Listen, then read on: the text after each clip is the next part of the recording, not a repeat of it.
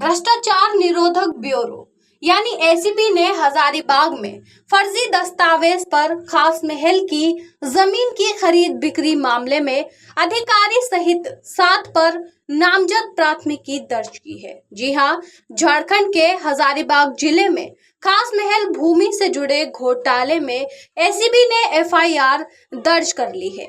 ACB की FIR में तत्कालीन खास महल पदाधिकारी विनोद चंद्र झा के साथ साथ जमीन के खरीद बिक्री में शामिल बसंती सेठी, उमा सेठी, इंद्रजीत सेठी, राजेश सेठी, विजय प्रताप सिंह व सुधीर कुमार सिंह को आरोपी बनाया गया है।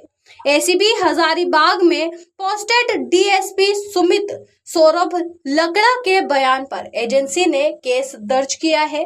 खास महल घोटाले में साल 2015 में पीआई दर्ज की गई थी और इस केस में गड़बड़ी पाए जाने के बाद एसीबी ने सरकार से एफआईआर दर्ज करने की अनुमति मांगी है।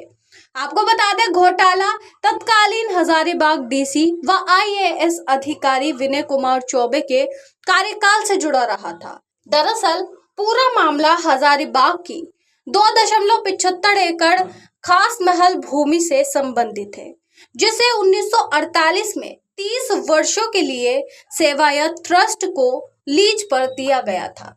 खास महल जमीन की लीज 1978 में समाप्त हो गई थी और 2008 तक इसका नवीकरण किया गया, लेकिन 2008 से 2010 के बीच एक सुनियोजित प्रशासनिक षड्यंत्र के तहत इस भूमि को सरकारी भूमि घोषित कर 23 निजी व्यक्तियों को आवंटित कर दिया गया। आरोप है कि षड्यंत्र के केंद्र में तत्कालीन डीसी की भी भूमिका थी।